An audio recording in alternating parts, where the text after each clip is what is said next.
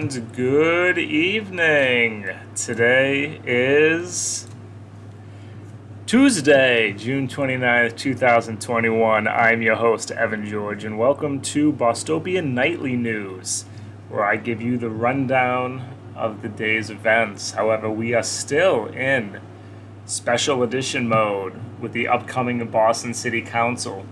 And if you have been following on the podcast or maybe been paying attention to the titles of these episodes, we have been naming them rounds 1, 2, 3. However, tonight's episode is called the Prequel. And the reason for that is I felt it's probably the most instructive. We can gain the most by looking at the upcoming Boston City Council municipal budget vote tomorrow by taking a glance back in the past, particularly of the 4 candidates who are currently running for the Boston mayoral race, being Kim Janey, Michelle Wu, Nisa Asabi George, and Andrea Campbell, and looking just how differently their stances, positions, rhetoric are from last year compared to this year. Now, before we do that, I have an article here by the ACLU Massachusetts that I think for the sake of time we can't get too into it, but basically looks at the current budget proposed by the acting mayor Kim Janey and demonstrates how this is almost identical to the very same budget that was proposed last year by Marty Walsh where it comes to police spending. It breaks down a lot of the myths, a lot of the lies, to be honest, that the Boston City Council members are trying to give to people, saying that if we add more police, the cost will actually go down because you'll have less overtime costs. However, as this article goes into, there is no correlation between adding more police officers and having less overtime.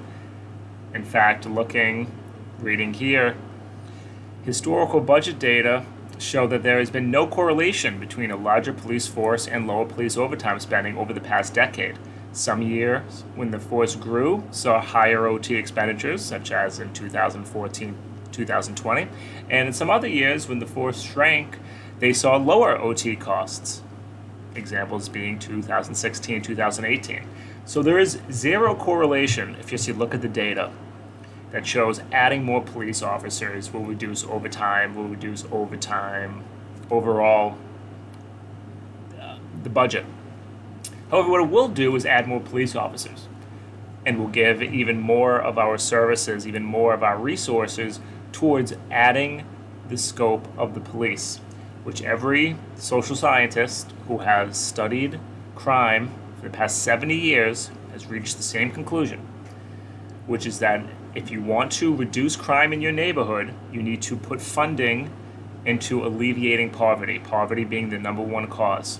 Adding more police officers has had zero correlation to actually reducing crime levels. It is all about if you have a large concentration of unemployed, impoverished men, that is where you will see rises in crimes. And this budget proposed by Kim Janey basically maintains the status quo. The visual here, and this is when I like to give my disclaimer to the TikTok audience, while I love you very much, I recommend switching over and watching on Twitch or YouTube or Facebook if you prefer, so you get the nice visuals. Also, please make sure you like and subscribe there. And as we look at this chart, what we'll see is that police spending, one, has been on a steady increase, at least until, from 2016 to here, that the chart demonstrates. If you were to go back, you would see this trend is also maintained for the past few decades. In 2021, the graph is split simply because we gave a $404 million appropriated budget, but because of a little clause that the police get to exploit every year, they get to go over that for their overtime spending. And right now they're projected at being $421 million. Currently, the budget proposed by Kim Janey sits a hair under $400 million, so roughly $4 million less than the proposed budget from last year. However, considering it does nothing to rein in the overtime costs, we know it's going to be much higher than that. And as I spoke during the last Boston City Council hearing, and I discussed how it's the same name on Twitch, Bostopian News. And I discussed how your budget dictates your perception on what will alleviate crime. And if we are going to spend $400 million on a police force and only $350,000 from this budget on emergency food, then you are very well articulating that you feel that we need more police, more cages, more surveillance, because that is the only way to reduce crime. Where again, as every sociologist for the past 70 years will tell us, that crime is the result of poverty. I recommend people read through this. Again, Google ACLU Massachusetts, more of the same, unpacking the 2022 Boston Police budget. But let's get right into it, now that we've demonstrated how almost identical this budget is to the same one from last year, particularly what goes from the police. Now, for people who have, I guess we'll call it, been following my work for a while, feels a little odd to say that, but I, along with Lauren Pespisa on a program called Renters Radio, did about a 2 to 3 hour, we'll split the difference, 2.5 hour show on last year's budget vote that took place on June 24th, 2020.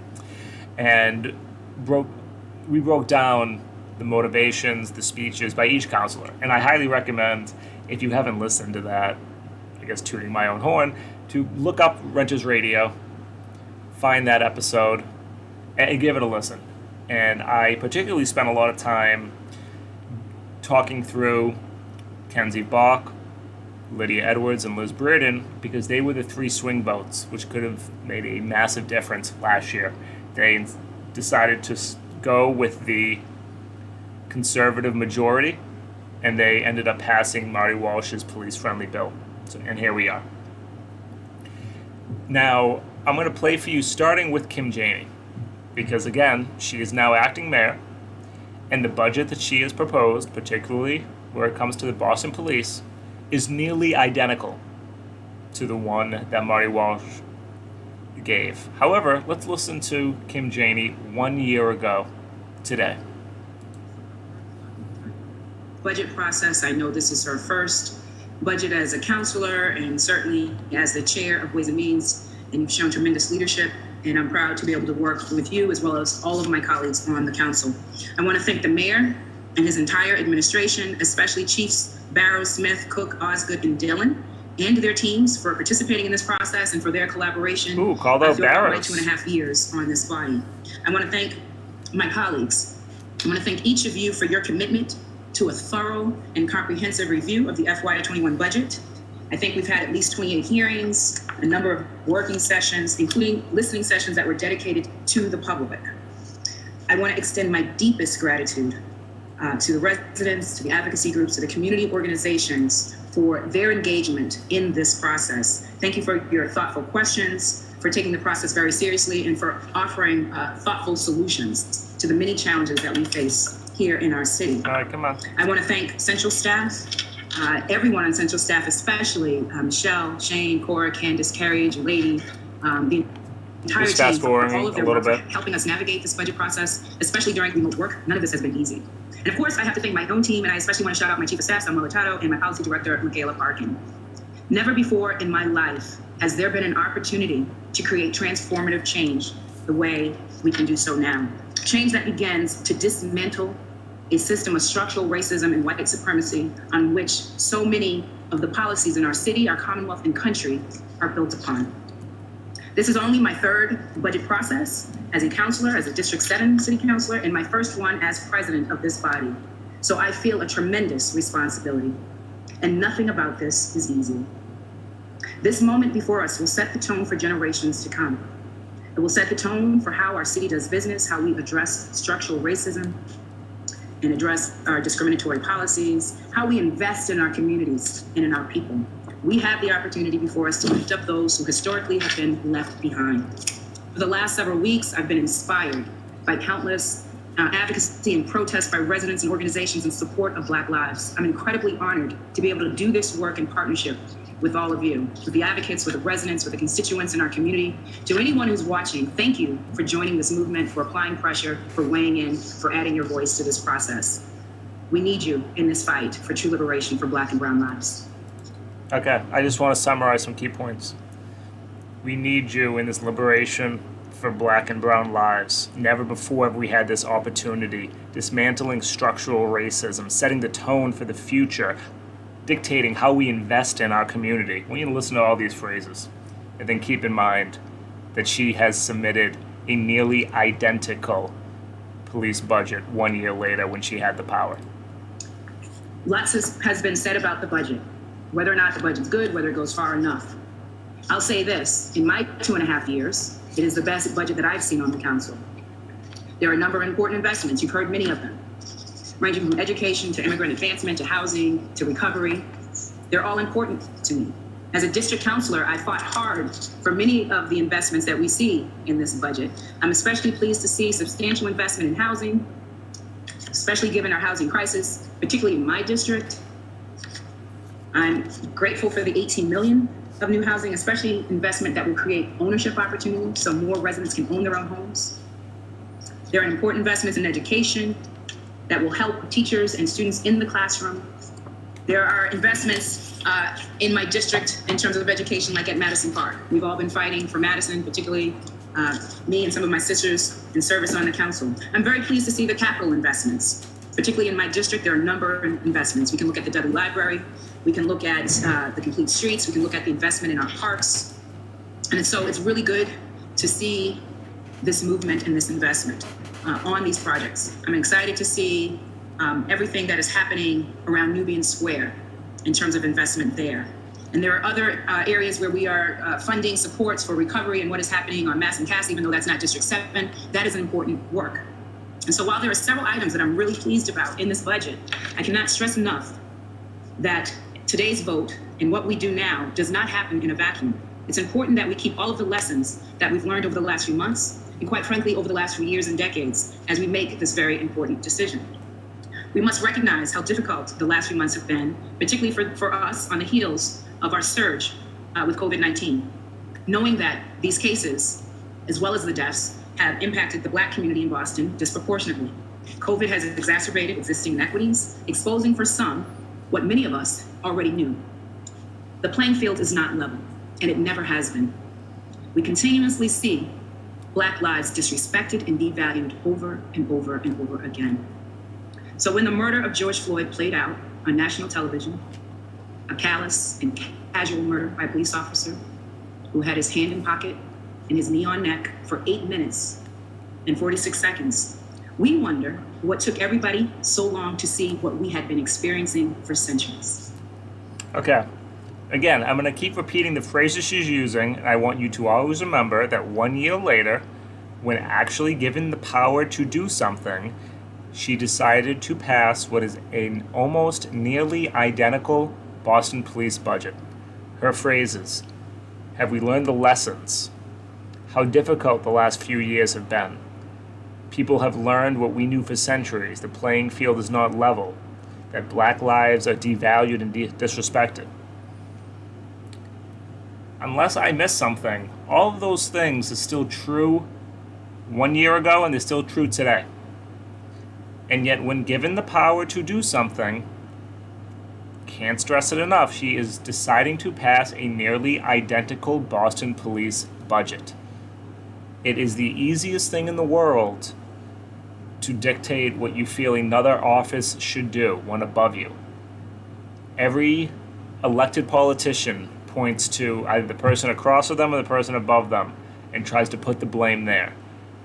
But never before have we been able to see such a contrast between certain councilors and candidates based upon when they actually had the power to do something versus when they were merely thinking about running for the office.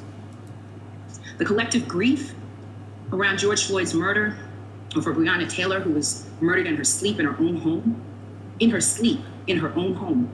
or Rashad Brooks, creates an additional burden if you're Black, particularly if you're in this work, because we know that at any moment that it could happen to one of us or someone that we love. a nephew, a cousin, a father, sister, niece.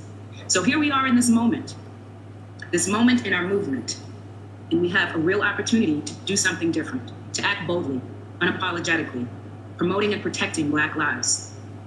And that is what the Black and Brown agenda calls for. You've heard people mention the letter that I sent to the mayor highlighting a Black and Brown agenda. It is calling for the promotion and protection of Black lives. And I just want to take a moment to thank my colleagues who have signed on to the letter. I want to thank Councilor Arroyo and Councilor Bach and Councilor Braden, Councilor Campbell, Councilor Edward. Okay, we're gonna stop it there with the acting mayor, Kim Janey, because I think I've made my point. And it is incredible to hear not the economic. If anything, we're in a much better economic situation than we were 1 year ago, when there was still a lot of uncertainty around the virus, when a vaccine was nowhere in sight. And we do not have marches of thousands of people in the streets. It is very real that pressure, those phone calls, hundreds, thousands, emails, weighed and swayed people. That's why that works when you can do it on scale. But the same realities facing the Black and Brown populations of Boston have not changed and have actually only gotten worse after a year of this virus. And so for Kim Janey to give such a impassioned speech 1 year ago today, and when now given the power to seem to have forgotten all that, must be remarked upon and must be stressed how disappointing it is, and perhaps how disingenuous it was at the time when she made the speech. And so that is our acting mayor. But there are 3 other players for us to discuss tonight. So let's now look at, we'll balance it out a little bit. Let's look at Anissa Asabi, George. And I'm going to have to play with the little Twitch camera here. Sorry, TikTok. And as I like to say every now and then, thank you everyone who is listening on the podcast. I would recommend, well, if you are listening on the podcast, even if you just would rather that medium, liking, subscribing on Twitch, YouTube, Facebook just helps a lot, gets me in the algorithm more. For the people on TikTok, if you want to see the nice visuals, switch over to Twitch, same name. But here we are, Anissa Asabi, George.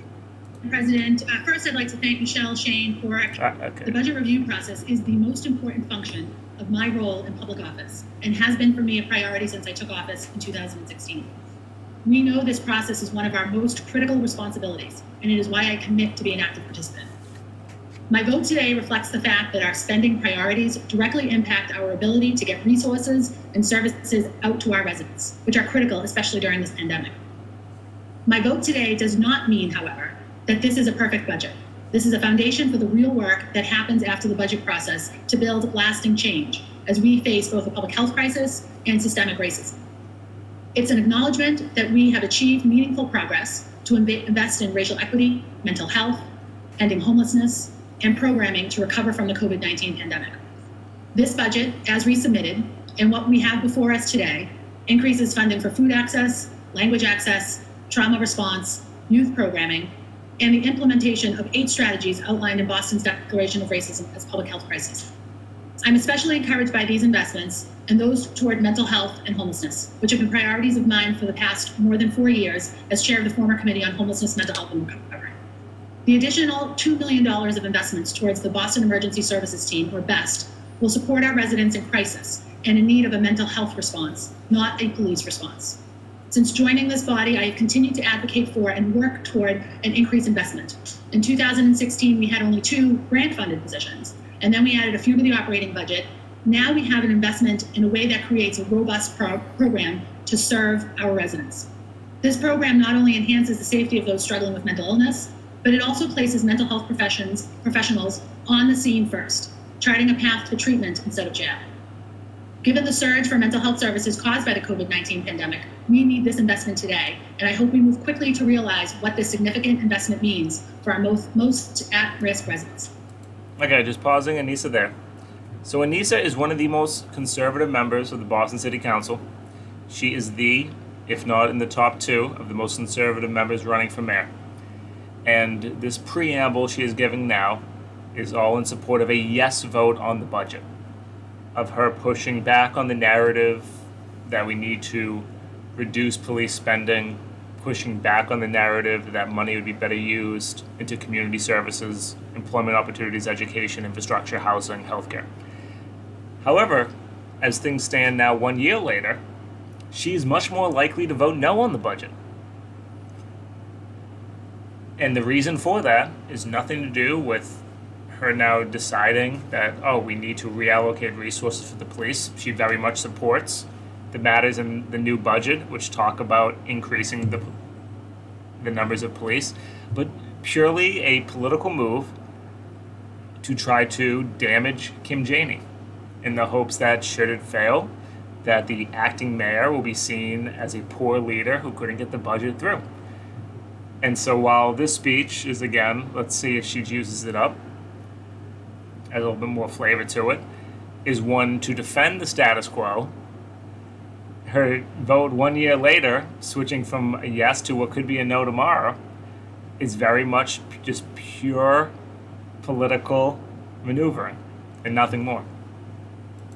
Homelessness in the city of Boston is rising, and there is an urgent need to provide adequate resources, but it includes fundamentally necessary investments in our schools.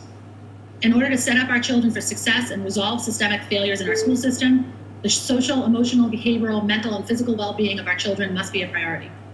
Included in the education budget are investments in social workers to meet the social, emotional needs of our students and families.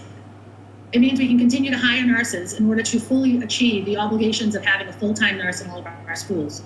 It means we can... And this is actually the one policy that is kind of her, I don't know what to call it, her line in the sand. And if you ever are a city councilor or work for one, when you enter into these sort of backroom deal budget negotiations, will you vote yes, will you vote no, either with the Ways and Means chair or more realistically, the acting mayor, you need to have basically a policy, ideally a few, that you can then say, I am a no vote unless I get this. And that needs to be as pure of an ask, as measurable as possible, so there's no waffling on it.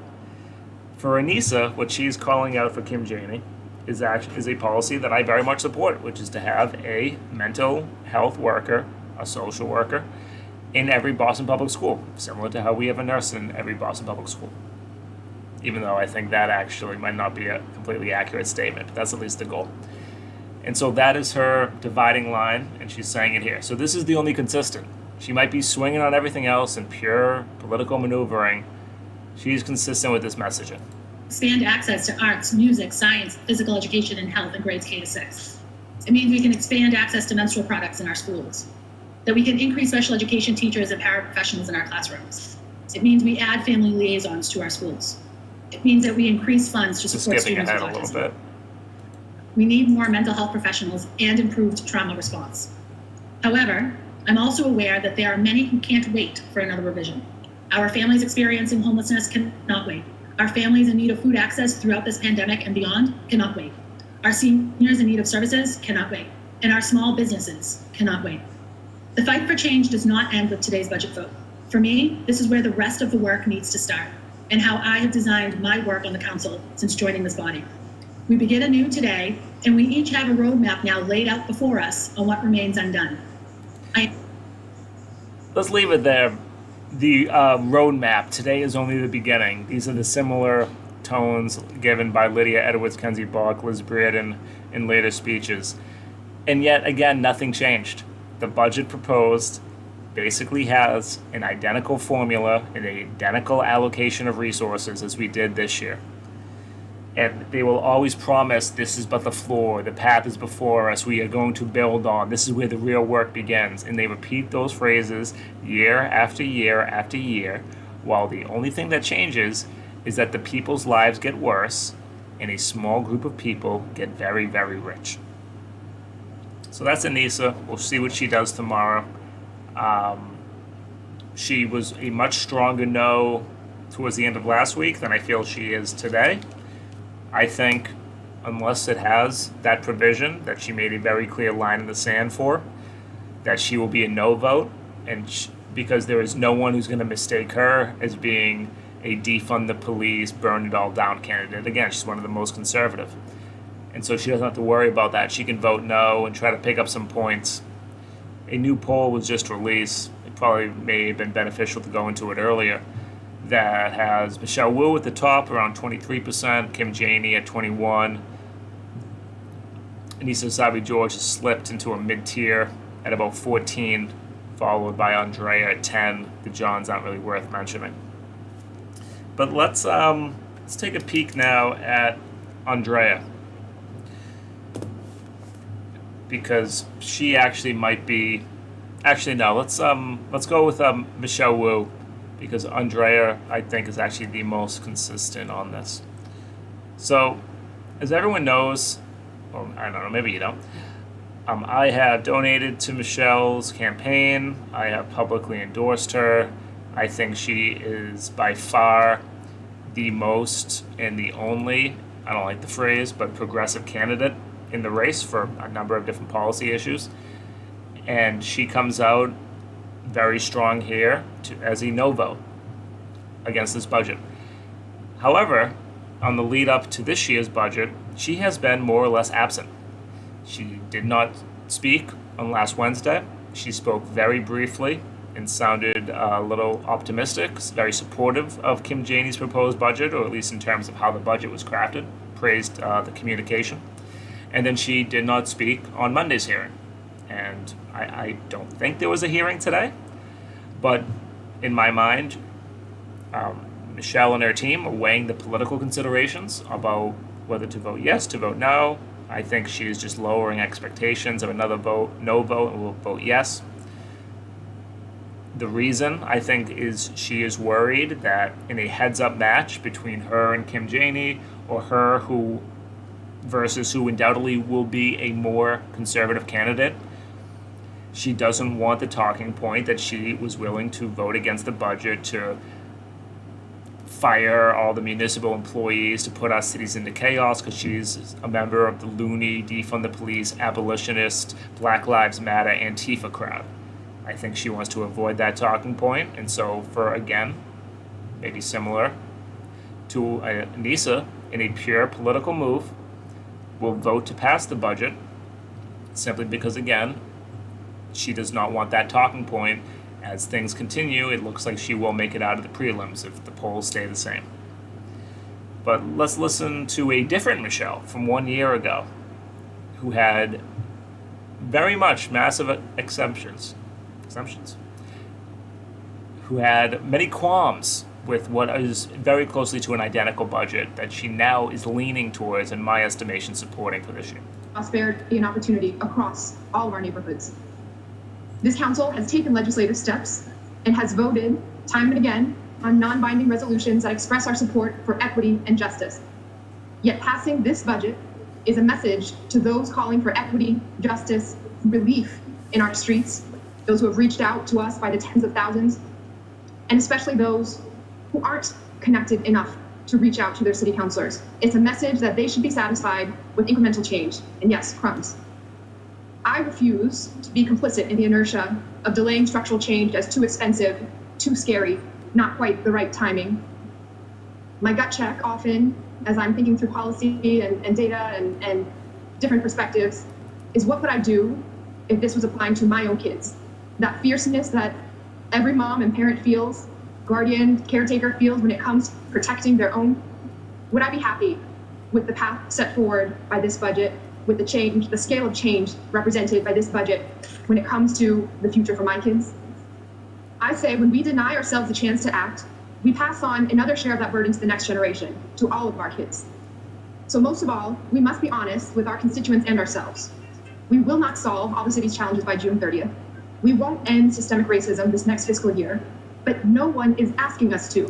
What we owe our constituents and our communities is to deliver the measure of justice, equity, and relief that meets this moment. Our role in the process as a city council is to fight for progress and hold the administration accountable to the standards that our residents deserve. When the administration chooses to run out the clock with impending fear of layoffs and cuts, our role first is to tell the truth. Just because some might think it unlikely or hard to come to a better agreement through moving to a provisional budget temporarily, doesn't mean it's acceptable for us to hide that option under a veil of fear-mongering, with administration officials suggesting falsely to city workers that they will be laid off immediately starting July 1st. All right, let's pause it there, because let's look at, again, some of the phrases that Michelle gave towards last year's budget. That us passing this is a message to all the people in the streets that they support the status quo. This is all paraphrasing. Michelle said that she refuses to be complicit in incremental change, that she looks at this as, if this was addressing my own children, would I be satisfied with the slow pace that this gives to the future? And then fast forward 1 year later, in a nearly identical budget, in terms of percentages of allocated resources towards policing, towards housing, towards healthcare, towards food access, nearly identical, she seems more than fine with. And I have to imagine she loves her kids just as much today as she did on June 24, 2020, when she said those words. And so the only difference is the political considerations that are now given. And again, I will reiterate that I am a supporter of Michelle. I have donated and I endorse her, and I might even figure out a door knocking strategy in my neighborhood for her. But the largest concern that I have is that Michelle, who was literally a student of Elizabeth Warren, comes from a, call it political ideology, which says you need to be in the room. So do whatever you need to do to get in the room, and then once you have the power, you will do all the good things. And I'm sorry, but that is ultimately not how it works. And the same pressures that you're feeling to vote yes 1 year or no the next, or vice versa, whatever fits the analogy better, those pressures will only intensify and remain once you actually have the power.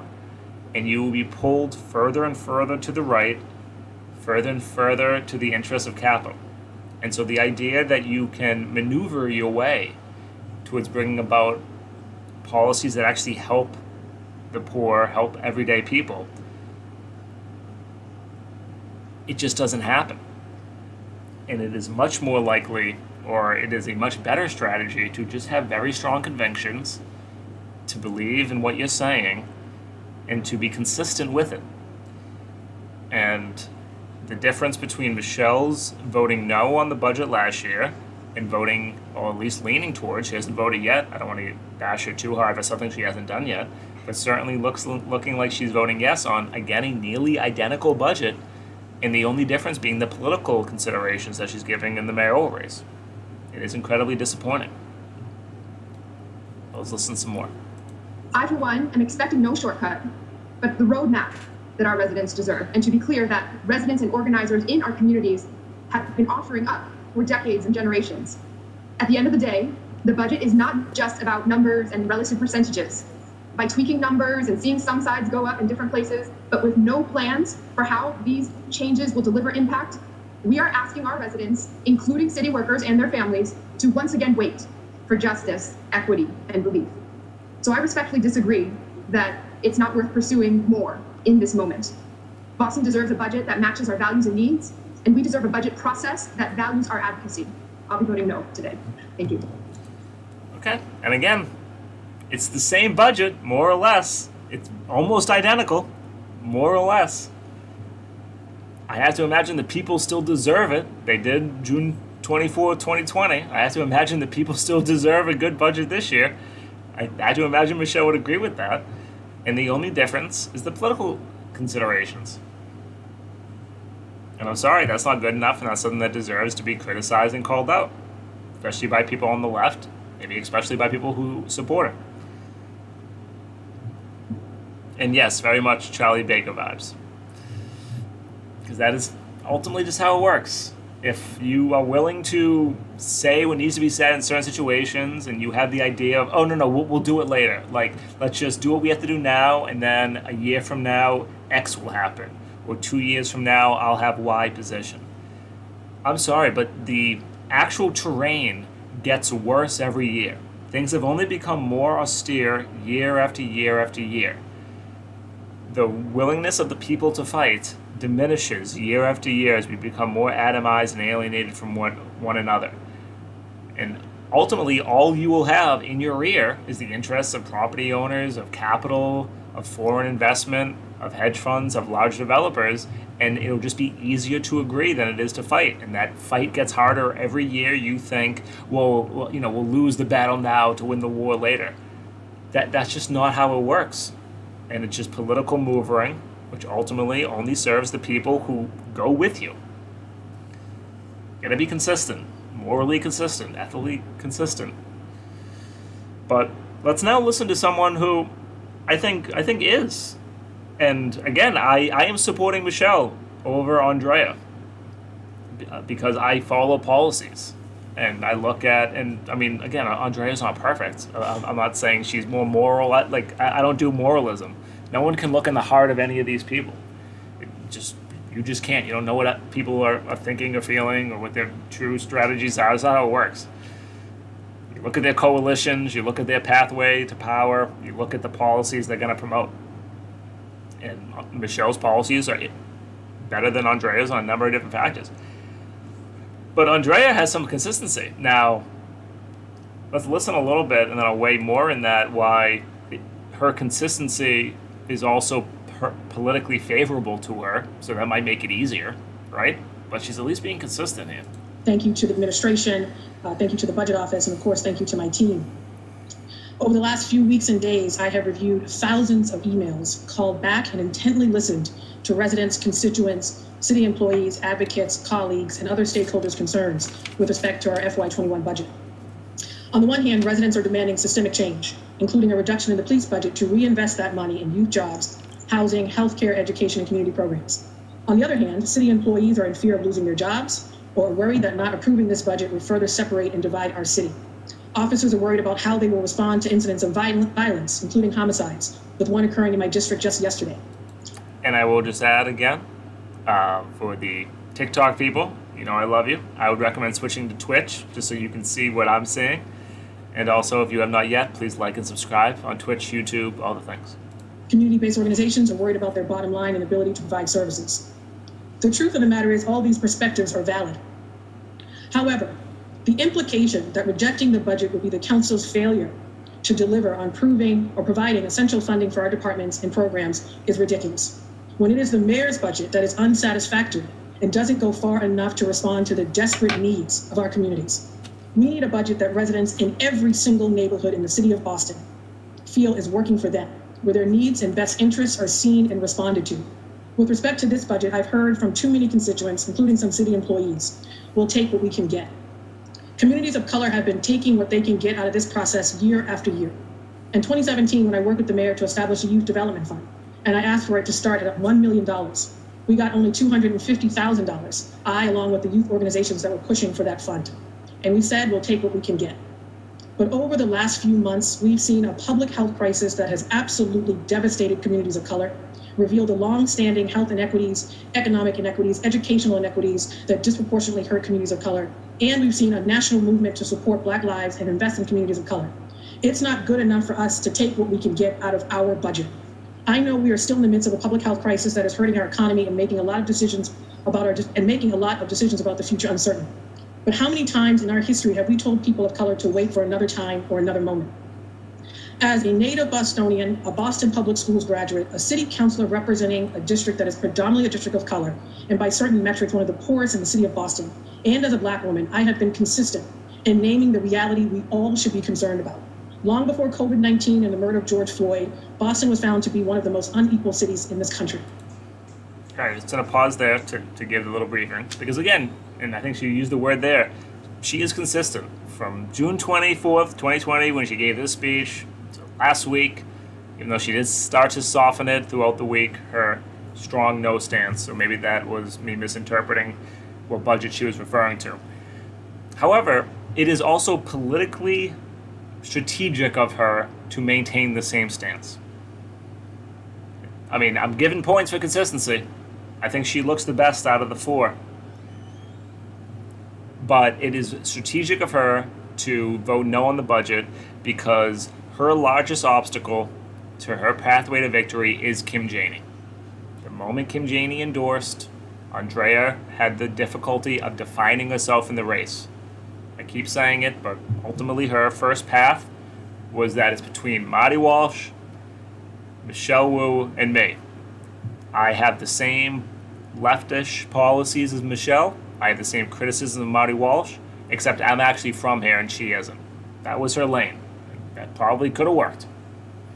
But the moment Kim Janey announced and the whole thing with Marty taking off, Andrea has not been able to define herself, though she still has consistently been fundraising very well. But as poll after poll has shown, she is still in that second, third tier of candidates. So her only pathway to winning is to diminish Kim Janey's support. So voting no on Kim Janey's budget and using that as a contrast point is very politically strategic of her. So it is most certainly easy to be morally consistent when that is also being politically convenient for you. It doesn't just have to be named what the strategy is. However, she still deserves the most credit out of Michelle, and of course out of Anissa, and of course out of Kim Janey. That she is consistent with her messaging, and she is consistent with her values as stated last year to this year. Let's listen to a little bit more. The median net worth of a black family, $8, while for a white family, $247,500. In Back Bay, the average person lives to the age of 92. A few miles away in Roxbury, the average lifespan is just under 59 years old. Children in our downtown neighborhoods have an 80% chance of attending a high-quality BPS school, when children in Mattapan, where I live with my 2-year-old and 6-month-old, only have a 5% chance. In some neighborhoods in my district, almost every household on the block has felt the impact of mass incarceration, with a loved one and or a neighbor incarcerated. Some of our business districts are thriving, but others, like Codman Square and Mattapan Square, have been left behind and lack strategic investment. Less than 1% of our city contracts go to businesses owned by women and people of color. Developers and business owners who are people of color tell me they often have trouble getting contracts for projects outside of neighborhoods of color, limiting their opportunity to provide jobs to residents of color and, of course, expanding their business. In some neighborhoods, you're hard-pressed to find a sit-down restaurant or a locally owned coffee shop open past 4, and the list goes on. I know our residents want us to work together to challenge the status quo, adopt bold policies that address these inequities at their roots. I have always attempted to work in partnership with the mayor and administration, not just naming the problem, but offering up concrete solutions and ideas that have often went nowhere, were met with resistance, dismissed as controversial or impractical, or just completely ignored. All right, let's leave it there. And so that is the that is the prequel show, the prequel of tomorrow's vote. I'm gonna make my final predictions because it's fun. Then I don't know, personal announcements, and then we'll call it a day. Let's see if I can find the list. All right, Ed Flynn is gonna vote yes. Michael Flaherty is gonna vote yes. Andrea is gonna vote no. Liz Breeden will vote yes. Matt O'Malley will vote yes. Lydia Edwards will vote yes. Anissa, I'm going to put a no vote for fun. Ricardo, maybe the most disappointing out of everyone. If you were to go back and watch this video, to how passionately and strong Ricardo was, to then basically be absent this entire conversation from what I've seen from Wednesday, from Friday. He seems fine with this police budget when last year he was an absolute force. He's going to say yes. Frank Baker will say yes. Kim Janey doesn't get a vote. 2 I didn't mention. Maybe there's somebody else I missed. I'm going to put Michelle down as voting yes. And I'm going to put Julia down as voting yes. Those are my guesses. And I will also be disappointed in Julia if she votes yes, but that's my guesses. So the only no's that I have will be Andrea and Anissa. And again, these are all guesses. I consider myself somewhat of a smart person. No one knows what's going to happen. This political, I can tell you right now I'm about going to be 85% right. Some of these are no-brainers. Oh, Kenzie Bach said yes. But those are my predictions, so I will live and die by that. Maybe I'll tweet them out for fun so people can hold me. Maybe it's the sport betting in me. I like to make predictions. And I have a few political events tomorrow that I'm going to. So there might not be a live show, which is disappointing because that's when the budget is. Maybe I'll hop on quickly to discuss it. And then I'll be on vacation Thursday until Monday morning, so I don't know what my involvement with the TikTok crew is going to look like. I won't be doing the podcast on Friday, but it's 4th of July weekend. I think everyone will cut me some slack.